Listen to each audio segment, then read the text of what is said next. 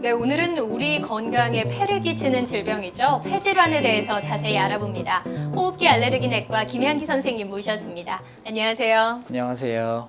네, 이 폐에 대한 이야기를 하면은 꼭 빠지지 않는 게 담배인데요. 우리가 가장 많이 하는 이야기가 담배 때문에 폐가 상했다 이렇게 하는데 정말 담배 때문인가요? 네, 담배가 폐를 손상시키는데 가장 중요한 역할을 하고 있고 우리가 대표적으로 알고 있는 폐암, 만성폐쇄성 폐질환, 폐결핵 그리고 폐렴 같은 경우 모두 다 담배랑 관련이 있다고 봅니다. 폐암의 경우에는 담배 자체가 발생의 가장 중요한 원인이 되기도 하지만 결핵이나 기관지 천식의 경우에 악화인자로 작용하기도 하고 아니면 흡연을 함으로써 그 질병을 더 악화시키거나 예후를 나쁘게 하는 영향을 끼치기도 합니다. 그리고 우리가 또 폐에 관해서 이야기할 때 많이 하는 것이 노란 가래가 나올 때는 폐에 이상이 있는 거다 이렇게 이야기를 하는데 정말 그런가요? 그 가래는 호흡기적 증상 중에 단 하나의 증상일 뿐이고요. 네. 가래가 있다고 해서 그 폐질환을 의심하는 건 아닙니다. 우리가 일반적으로 호흡기 개통이라고 하면 이 얼굴 위에 있는 이 부비동이라는 것부터 폐까지 모두 다 관장을 하는데 대부분의 증상, 아주 많은 증상 중에 하나가 위에서 나타나는 가래를 실제로 뱉는 건데 폐질환이라기보다는 호흡기 전체 계통의 질환이라고 보시는 게 맞습니다. 가래 때문에 폐질환을 의심하기보다는 그 위에 있는 그 충동증이나 다른 질환도 생각을 해보셔야겠습니다. 그렇다면은 가래를 비롯해서 네. 내가 폐에 좀 이상이 있구나, 병원에 가야겠구나 이렇게 좀 느낄 수 있는 대표적인 증상이 있다면 어떤 걸까요? 대표적인 호흡기 증상으로 따지면 기침, 가래, 호흡곤란, 흉통, 객혈 한 요 정도를 이제 대표적으로 들 수 있고 동반돼 있는 병원에 방문을 해야 되는 가장 중요한 증상 중에 하나가 열이 나거나 오한이 있을 때입니다. 그런데 기침이나 가래 같은 경우에는 흉통도 그렇고요. 감기랑 헷갈리기 딱 좋을 것 같거든요. 좀 차이가 있는 건가요? 일반적으로 감기는 3주 이상 가는 경우가 없습니다. 보통은 바이러스에 의해서 들어와서 증상을 나타낸다 하더라도 3주 이상 지속되기는 어렵기 때문에 일반적으로는 2주 이상 기침을 하게 되면 감기와는 좀 다르지 않을까 생각하시는 게 옳겠습니다. 네. 여러분, 만에 하나의 경우지만 심각한 질병일 수도 있으니까요. 2주 이상 증세가 지속된다면 꼭 병원에 한번 찾아가 보시기 바랍니다. 가장 좋은 건 건강하게 사는 걸 텐데요. 폐의 건강을 유지하려면 어떻게 해야 할까요? 흡연이 지속되는 경우에 워낙 폐 건강을 많이 해치기 때문에 흡연이 가장 중요하고 흡연을 하건 안 하건 관계없이 폐 건강을 유지하는 건 운동입니다. 일반적으로는 걷기가 가장 중요하고 가능하면 강도를 최소한 중등도 이상으로 해서 하루에 30분에서 50분 정도를 유지해 주시면 폐 건강에 아주 도움이 될 수 있겠습니다. 네, 금연을 참 매번 강조하게 되는데요. 그만큼 금연하기가 어렵고 또 중요하기 때문이 아닌가 싶습니다. 지금 담배 들고 계시다면 내려놓으시고요. 가볍게 옷 챙기셔서 산책 나가보시기 바랍니다. 치명적인 질병을 예방하는 첫걸음 건강검진. 이제 선택이 아닌 필수가 된 시대. 그러나 건강검진을 가장 안 받는 연령층은 놀랍게도 70대. 30대에서 70대까지 건강검진 수검률을 조사한 결과 70대의 비율이 눈에 띄게 줄었는데 나이 들수록 병원 갈 일은 많은데 정작 건강검진은 안 한다. 그 이유는 바로 값비싼 건강검진 비용 때문? 하지만 노년층일수록 질병을 조기 발견하면 완치율이 높다는데 그래서 준비했다. 노년층에게 딱 맞는 건강검진 활용법. 관절 건강부터 노안까지 노년에 챙겨야 할 건강검진 명쾌하게 알려드립니다. 안녕하세요. 아나운서 전주리입니다. 여러분은 101세가 된 자신의 모습을 상상해 본 적 있으신가요? 누구나 멋지고 활기찬 인생을 꿈꿀 텐데요. 그러기 위해선 무엇보다 건강이 필수일 겁니다. 여러분이 행복하고 건강한 101세를 맞이할 수 있도록 저희가 알차고 유익한 건강 정보들 준비했습니다. 오늘 도움 말씀에는 무릎학 박사 정형외과 전문의 이수찬 원장님, 국립암센터 가정의학과 서홍관 박사님 모셨습니다. 어서 오세요. 네, 안녕하세요. 네. 안녕하세요. 병을 미리 알고 예방하는 게 필수인 시대가 됐습니다. 이를 실현하기 위한 수단이 바로 건강검진인데요. 이 노년층이 건강에 대한 관심이 높아서 건강검진을 꾸준하고 정기적으로 받을 줄 알았는데 실제로는 아니라고 하더라고요. 이 노년층에게 건강검진이 꼭 필요한 이유는 뭘까요? 통계를 해보니까 그 고령층에서 월 평균 진료비가 30만 원에 육박합니다.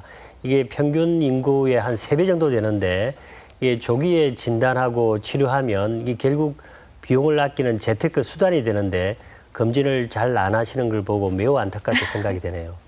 그러면 노년층들은 건강검진을 몇 년에 한 번씩 받는 게 좋을까요? 그러니까 건강검진의 그 간격이라는 것은 얼마나 너무 자주 해도 불필요한 검사가 되고요. 너무 천천히 하면 암을 놓칠 수가 있잖아요. 그래서 그 많은 연구가 이루어졌는데 위암의 경우에는 약 2년 간격으로 하면 되고요. 그리고 예를 여성 같으면 자궁암이나 유방암 같은 경우는 약 2년 간격으로 같이 하면 되고 대장 같은 경우에는 이제 대장은 2가지 검사 방법이 있어요. 대변 검사로 해가지고 대변에 피가 비치면 그때 대장 내시경을 하는 방법이 있는데 이럴 경우에는 그 대변 검사는 매년 해야 됩니다. 네. 그렇지 않으면 대변 검사라는 건 좀 그 검사 확률이 좀 떨어져요. 그래서 이걸 놓칠 수가 있기 때문에 매년 해야만 된다는 거고 다만 대장 내시경을 하게 되면 내시경 검사를 해서 정상이 나오면 그때는 5년 간격으로 해도 충분하다는 것이 알려져 있습니다. 물론 정상으로 나왔을 때 5년인 거고 만약에 대장 검사를 했더니 거기에 용종이 나온다든지 한다면 아마 다음 해나 다음 해 정도에 다시 한번 확인할 필요가 있겠죠. 네. 근데 검사에도 이 상한 연령이 있다고 들었어요. 맞나요? 그러니까 이제 말하자면 이 건강 검진이라는 건 뭐냐면 아무 증상이 없는 사람들이 하는 게 건강 검진이거든요. 그러니까 병이 있고 무슨 증상이 있을 때 병원 가는 건 언제든지 해야 되는 거고요. 다만 아무 증상 없는 사람이 검사를 할 때 너무 나이가 많은 사람이 하는 건 그렇게 큰 도움이 안 된다는 거예요. 그래서 지금 현재 그 국가에서 발표한 그 7대암 권고에 보면 위암 같은 경우에는 74세까지 하는 걸 권고하고요. 그리고 대장암은 80세까지 권고를 하고 유방암은 69세 그리고 자궁암은 이제 75세까지 권고를 하는데요. 그러니까 그 이후에는 암이 안 생긴다는 뜻이 절대로 아니고요. 네. 이 검사를 하는 것은 그 무증상, 증상이 없는 사람이 하는 것은 말하자면 만약에 100명당 1명의 암 환자가 발생한다면 99명은 어떻게 보면 불필요한 검사를 한 거나 마찬가지거든요. 그래서 네. 그 이득을 계산을 하는 거예요. 그래서 불필요한 손실 본 것과 그 암을 찾아낸 이득을 계산해 보니까 아무 증상 없는 사람들은 그 정도 이상이면 굳이 할 필요는 없다. 이득이 적다는 뜻이죠. 그러면 기본적인 항목에 이 어르신들이 좀 추가하면 좋을 만한 항목들은 어떤 게 있을까요? 추가하면 좋을 만한 항목이라보다도 그 연세가 들어가면 네. 잘 안 들리겠죠. 그래서 난청 검사, 그다음에 잘 안 보이는 노안이나 백내장 검사가 추가 또는 그 항목에 포함되어 있습니다. 네. 그런데 사실 난청은 좀 자연스러운 노화 현상이기도 하잖아요. 근데 예. 난청을 미리 검진을 통해서 안다고 해서 예방을 하거나 어떤 치료가 가능한 건가요? 난청 검사를 할 때 혹시 받아보신 분은 알지만 삐 소리가 나면 이렇게 신호를 보내서 그걸 네. 체크하는 건데 난청이 초기에 발견이 되면 보청기로서 좋은 결과를 생활하는데 굉장히 큰 보탬이 되는데 이 난청이 진행이 된 상태에서 보청기를 하면 별 도움을 받지를 못합니다. 네. 그래서 조기 검진이 무엇보다 중요한 이유가 이 난청에서 봐도 확인이 드러나고 있습니다. 네, 또 어르신들 가운데서 백내장 또 앓고 계신 분들도 많잖아요. 이 백내장 검사도 검진에 포함된 항목인가요? 안타깝게도 시력 검사는 포함이 되는데 네. 백내장을 검사하려면 따로 추가 검사 비용이 필요합니다. 그 어르신들이 또 많이 걱정하시는 질환 중에 하나가 뇌혈관 질환이잖아요. 이 뇌는 눈에 또 보이지 않기 때문에 그런데요. 그 뇌 MRI를 찍어야 하는 것 아닌가 궁금해하시는 분들도 많더라고요. 어떤가요? 그러니까 혈관이 건강하냐 아니냐 하는 문제는 굉장히 중요한 문제예요. 그래서 제가 아까 암 사망이 1등이라고 했는데요. 2등과 3등이 바로 뇌혈관하고 심혈관 질환이에요. 네. 그래서 2등, 3등의 사망 원인이 결국 혈관이 건강한가 하는 것인데요. 이걸 확인하려면 가장 간단한 방법은 그 목에 있는 그 동맥, 경동맥을 초음파로 봐서 그 내막과 그 내막의 그 두께를 계산하는 거죠. 그렇게 하면은 혈관이 얼마나 동맥경화가 진행되는지를 알 수 있어요. 네. 그게 가장 간단한 방법이고 또 어떤 때는 그 어떤 특별한 그 장비를 통해서 맥파의 그 진행 속도를 계산하는데 그게 뭐냐면 그 동맥이 너무 딱딱해져 있으면 이제 속도에 차이가 나기 때문에 동맥경화 진행 정도를 아는 거죠. 그렇게 할 수도 있고 조금 비싼 검사로는 뭐 이제 뇌 MRI를 찍을 수도 있어요. 네. 그 혈관까지 찍는 검사를 할 수 있는데 그런 건 이제 약 80만 원 정도 들기 때문에 좀 비싸다고 할 수 있는데 다만 그래도 그런 경우에도 이제 뇌혈관이 어떤 꽈리가 있거나 그러면 이게 터질 수가 있거든요. 네. 그런 것들을 만약에 알고자 한다면은 그런 검사를 할 수도 있겠죠. 네. 또 노년층은 관절 질환에도 취약하잖아요. 이런 관절 질환 병들도 검진을 통해서 예방이나 치료가 가능한가요? 이 부분에 대해서 제가 참 할 말이 많습니다. 왜냐하면 교과서에도 그렇게 되어 있습니다. 65세가 이상이면 관절염 소인이 한 80%고 75세가 넘어가면 100% 관절염 소인을 가지고 있다고 되어 있습니다. 그리고 간단하게 엑스레이만 찍어봐도 관절염이 있는지 없는지 확인이 알 수가 있기 때문에 간단한 검사를 통해서 관절염을 체크를 받고 그다음에 예방적 차원 또는 그 치료를 할 수가 있는데 이걸 놓치게 되니까 앞으로 이 관절염 검사를 꼭 항목 이어주셨으면 하는 바람이고 더불어 제가 골다공증에 대해서 한 말씀을 드리겠는데 네. 골다공증 검사에 만약에 수치가 나쁘면 골다공증 약으로 처방을 하지만 골다공증의 전 단계가 됐을 때 모든 분들이 걱정을 합니다. 나는 골다공증 처방을 받을 정도는 아닌데 골다공증에 대해서 조금 걱정이 된다. 그럴 때에 WHO에서 연구한 게 있습니다. 앞으로 10년 내에 골절될 수 있는 예측하는 그런 팩터를 조사를 했는데 이게는 키, 몸무게, 흡연, 과거의 골절 정도 이런 것을 수치를 넣으면 앞으로 10년 내에 골절할 가능성이 매우 높다 하고 나온다면 골다공증 약을 선제적으로 드시는 게 좋다고 되어 있습니다. 그러니까 관절 관련 질환들도 검진을 통해서 미리 알면 진행 속도를 늦추거나 좀 예방을 할 수 있는 거군요. 어느 정도 가능성이 조금 있습니다. 네. 검진을 통해서 건강을 잘 챙기고 계신 듯 보이는데요. 실제로 진료를 하시면서도 그런 분들을 본 경험이 있으실 것 같은데요. 네. 저 같은 경우에는 그 조기 진단을 통해서 그 혜택을 본 가장 대표적인 사람이 아마 저희 친형 같습니다. 네. 저희 형이 이제 위 내시경을 했어요. 아무 증상 없었죠. 네. 근데 그냥 내시경을 이제 검진을 목적으로 하게 된 거죠. 근데 검진을 했더니 이제 위암이 발견된 거죠. 그래서 치료를 했는데 위암을 이제 늦게 발견하면요, 이제 위를 다 도려내게 되고요. 거의 막 아주 많은 부분을 다 떼내게 되고 또 항암 치료도 받아야 되고 하는데 그 수술도 괴롭지만 항암 치료가 참 더 고통스러워요. 네. 그리고 또 진행이 된 뒤에 발견하게 되면 또 치료 성적도 안 좋고요. 그래서 사망률도 올라가지 않습니까? 근데 이제 조기 위암이라는 게 있어요. 이렇게 내시경을 통해서 증상 없을 때 하게 되면 조기 위암을 찾게 되는데 조기 위암을 찾게 되면은 그 수술만 하고요. 그리고 항암 치료를 하지 않습니다. 그리고 결과도 좋고요. 예를 들자면 5년 생존율이 뭐 90% 이렇게 넘어가니까요. 그렇게 되는데 저희 형 같은 경우에는 가장 더 조기 위암 중에서도 가장 빠른 상태로 발견된 거죠. 네. 그렇게 해서 위암인데 점막에만 국한된 상태에서 발견했어요. 그렇게 하면은 내시경을 해가지고 내시경으로 그걸 뜯어내게 됩니다. 그러면은 위를 완전히 보존하게 돼요.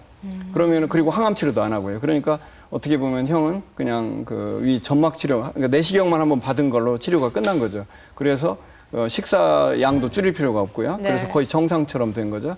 그러니까 그 내시경을 적절하게 했을 경우에 얼마나 혜택이 큰지는 저희 형을 보면 알 것 같습니다. 정말 사례를 들어서 말씀을 들으니까 건강검진을 꼭 해야겠다라는 생각이 드네요.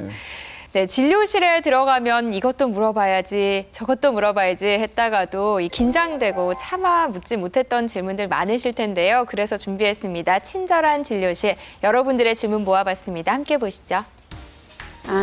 건강검진을 받았는데 갑상선에 이상이 있다고 해서 초음파 검진을 받았습니다. 거기서 이제 문제가 있어서 조직검사까지 해야 한다고 하는데 꼭 조직검사를 해야 하는지 비용도 만만치 않은데 그게 궁금합니다.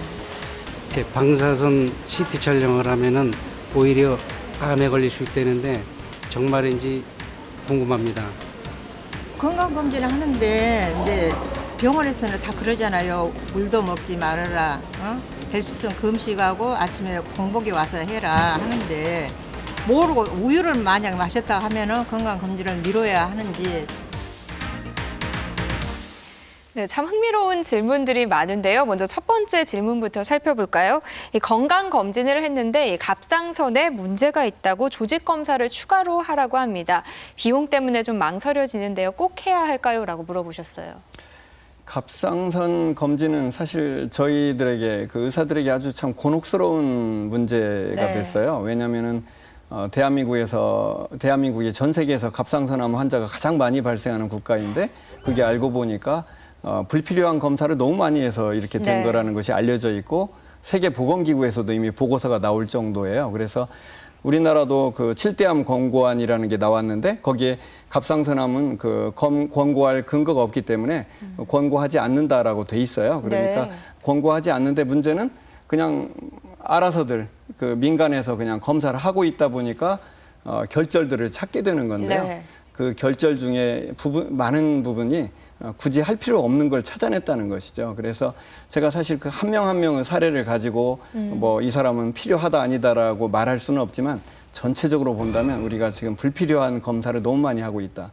증상 없는 사람들은 굳이 할 필요 없다는 말씀을 드려야 되고 다만 이제 어떤 결절이 발견이 되면 그다음부터 이제 머리가 아픕니다. 이것을 검사를 네. 안 해도 되느냐 해도 되느냐는 문제가 있는데 적어도 5mm 이하짜리는 네. 5mm 이하의 결절은 검사 자체가 불필요하다. 그러니까 그게 나쁜 것인지 아닌지, 나쁘다는 건 암이죠. 네. 암인지 아닌지를 굳이 검사할 필요 없다는 것은 모든 사람이 합의가 된 겁니다. 그리고 미국의 갑상선 학자들은 1cm 이하까지도 안 해도 된다라고 지금 이야기를 하고 있어요. 그래서 근데 1cm가 넘어간다면 네. 그때부터는 조금 논란이 생길 겁니다. 그래서 그냥 쉽게 말해서 1cm 이하라면 안 하더라도 크게 문제가 안 될 거라고 생각이 듭니다. 네, 이수찬 원장님도 그렇게 생각하세요? 오늘 박사님하고 혹시 만나면 이건 토론을 하려고 제가 준비를 했습니다. 네. 이 그 일부 내분비내과 의사 분들하고 책을 수술을 하는 의사 분들의 주장은 1cm 미만이라 하더라도 이게 그 중에 암으로 변하는 사람이 있기 때문에 만약에 이 사람을 놓쳐버리면 이 사람한테는 치명적이 되지 않는가. 네. 그래서 이 사람을 위해서 수술을 해야 되는 게 맞고 나머지 사람의 만약에 수술을 했다고 해서 그것이 잘못된 것이냐 하고 주장하는 부분이 있습니다. 그 부분에 대해서는 어떻게 생각하시는지요? 그러니까요. 그 내과 의사나 이런 그 외과 의사 이런 분들은 저도 잘 압니다. 그분들이 어떤 주장하시는지. 근데 그분들은요. 자기가 진료한 사람만 자꾸 생각하는 거예요. 그래서 그중에서 가장 결과 나쁜 사람들만 머릿속에 남아있는 거죠. 네. 그러나 사실은 9,999명을 같이 생각을 해야 돼요. 네. 네. 또 근데 환자 입장에서는 9,999명에 들면 좋겠지만 본인이 한 명일지도 모른다는 생각 때문에 이게 참 선택이 그렇죠. 쉽지 않은 것 같아요. 그런데 이제 그럴 경우에도 네. 지금 현재 우리가 논의하는 것은 그 갑상선암의 그 무증상인 사람, 아무 증상도 없고 목에 결절도 없는 사람일 경우에 하는 것이 문제라고 하는 거고 만약에 결절이 보이거나 사실 갑상선은 다행히도 목의 가장 바깥쪽에 있고 언제나 노출돼 있어요. 네. 모든 사람한테 노출돼 있습니다. 그래서 결절이 생길 때 가장 먼저 눈에 띄는 곳이에요. 그래서 그게 커지면 바로 알 수 있게 돼 있고요. 저도 그 논문들을 봤는데 결국 2cm 이후부터는 심각하다는 거예요. 그런데 2cm라면 당연히 눈에 띄게 돼 있다는 밖에서도 거죠. 보이겠죠. 그렇죠. 네. 그래서 그렇게까지 심각하지 않고 다행히도 또 갑상선암은 또 특징이 뭐냐면 경과가 가장 좋은 암입니다. 그래서 이렇게 너무 작을 때부터 찾지 않더라도 좀 늦게 찾더라도 크게 그 경과가 나쁘지 않기 때문에 치료하지 않아도 된다 이거죠. 제가 굳이 하나만 말씀드리면 그 미국에서 가장 유명한 그 암 치료 병원이 텍사스의 그 MD 앤더슨 캔서 센터라는데요. 네. 거기에 갑상선 그 외과 의사가 오셔가지고 한국에 와서 강연하셨는데 제가 갑상선암 그 진단에 대해서 물어봤어요. 지금 한국에서 이런 그 갑상선암에 관한 과잉 진단 논란이 있는데 당신은 어떻게 생각하느냐 그랬더니 그분이 하시는 말씀이 그래요. 정말 그 갑상선암을 그 자기가 그 수술하는데 45분이 걸린답니다. 네. 45분. 그러나 불필요한 암덩어리를 찾아가지고 온 사람한테 지금 이걸 수술하지 않아도 된다라는 걸 설득하는데 자기가 3시간이 걸린답니다. 그러니 왜 네. 불필요한 검사를 자꾸 하느냐. 그러니까 꼭 필요할 때만 검사하는 것이 맞다라고 대답을 하시더라고요. 네. 제가 그 말씀을 대신 드리겠습니다. 네. 이제 두 번째 질문 살펴보겠습니다. 이 CT 검사를 많이 받으면 암 발생 위험이 높아진다는데 사실인가요? 하셨어요.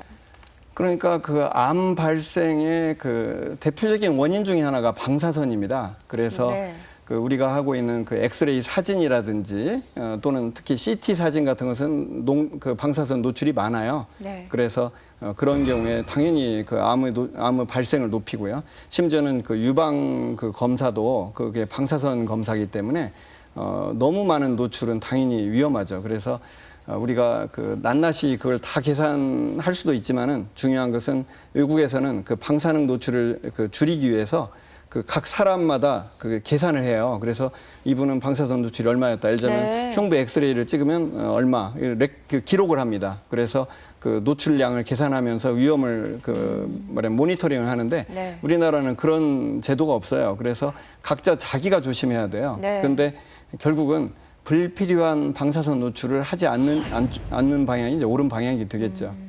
그러니까 여기 검사하고 저기 검사하고 뭐 CT 검사 이것저것 하다 보면 본인도 모르는 사이에 굉장히 방사능 노출이 많아질 수도 있겠군요. 그렇죠. 그러니까 물론 이제 병이 있어서 예를 들면 어떤 증상이 있어서 병원에 가서 의사가 권고를 해서 하는 것은 할 수 없죠. 그건 네. 필요해서 하는 거냐. 근데 다만 자기가 아무 증상도 없는데 그냥 무조건 막 여기서부터 여기까지 검사 다 해주세요. 네. 이렇게 하는 것은 정말 잘못된 거죠. 꼭 필요한 검사만 해야 된다는 거죠. 건강검진 하려고 금식했다가 아침에 깜빡 잊고 뭐 우유 한 잔을 마신다든지 물을 한 잔 마신다든지 이런 경우가 있어요. 이럴 때 좀 고민이 돼요. 검진을 미뤄야 하나 아니면 그럼 이 정도는 검사 안 해주죠. 괜찮은가. 검사 안 해주고요. 네. 그다음에 이제 특히 이제 콜레스테롤이나 혈당 같은 검사는 당연히 네. 부정확한 검사가 나오기 때문에 결과가 나와도 의미가 없어요. 네. 말하자면 혈당이 높게 나왔는데 아침에 뭘 먹었다. 그러면요 네. 해석이 안 됩니다. 그러면 네. 할 수 없이 다시 검사해야 되거든요. 그러니까 안 먹어야 되죠. 그리고 이제 그러니까요. 위내시경 같으면 역시 또 금식이 필요하고요. 그래서 그 부분은 조심할 수밖에 없겠네요. 아니 검진센터 가서 저도 기다리다가 아. 깜빡하고 좀 먹었는데 안 해주시더라고요. 깜빡하면 안 됩니다. 자, 친절한 설명 잘 들어봤습니다. 이번에는요, 우리가 알고 있는 건강 상식들에 대해서 알아볼 텐데요. 오히려 잘못된 상식들이 건강을 해칠 수도 있습니다. 자, 먼저 건강검진 풍문부터 확인해 보겠습니다. 건강검진을 둘러싼 풍문의 진실은 담배 피는 사람은 매년 펫시트를 찍어야 한다. 노화 때문에 생기는 관절 질환, 검진으로 예방이 가능하다. 수면 내시경을 자주 받으면 치매에 걸린다. 네, 먼저 첫 번째 풍문부터 살펴보겠습니다. 흡연자는 매년 펫시트를 찍어야 한다. 사실인가요? 흡연자가 해야 될 제일 중요한 일은요. 네. 펫시티가 아니고 담배 끊는 겁니다. 담배 끊는 것만큼 다른 걸 대체할 네. 수 있는 방법은 없고요. 사실 그 흡연자가 펫시티를 왜 찍겠습니까? 폐 건강이 걱정되니까요. 폐암 걱정되잖아요. 네. 그러니까 폐암이 걱정되면 담배 끊어야 돼요. 다른 방법은 없어요. 그 CT를 찍는다고 해서 무슨 네. 좋은 방법 없고요. 다만 내가 이제 못 끊는다 이거죠. 못 네. 끊어서 걱정이 되니까 그래도 찍어야 되느냐라고 이제 질문을 할 수 있는데 네.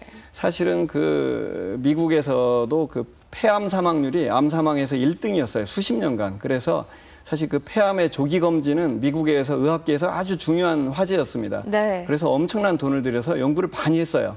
그랬는데 놀랍게도 우리가 쉽게 생각하면 폐암 검진을 계속 한 사람하고 안 하고 있는 사람하고 검진을 일찍 한 사람들은 조기에 찾아서 생존율이 올라갈 거라고 예상을 해야 되는데 생각보다 그런 결과가 안 나왔어요. 그래서 네.